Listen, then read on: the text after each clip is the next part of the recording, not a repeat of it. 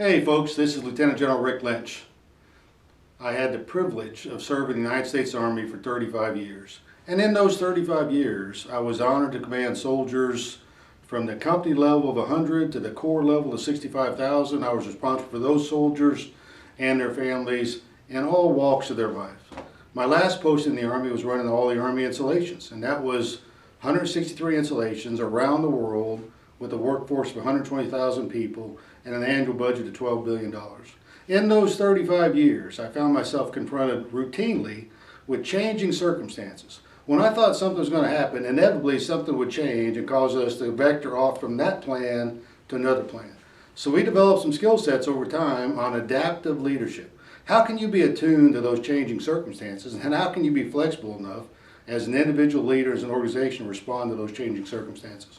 So I decided to write a book after I retired to capture those experiences and codify them down into 9 leadership principles. What are those things that if you, as a CEO of corporate America or a leader of a small business or a member of government, if you did those kinds of things, how could you be effective in responding to changing circumstances?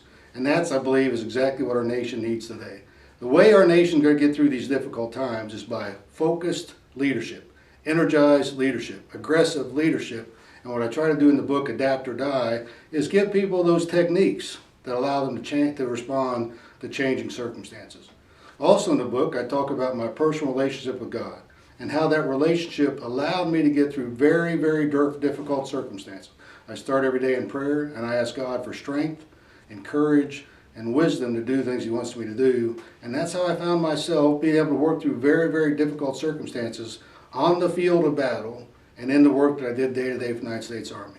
So I think when a reader's finished looking at the book, he will have been entertained because he will be able to understand what it's like to be in the military for 35 years and what kinds of things are you and your family do you have to encounter and how do you work through those things.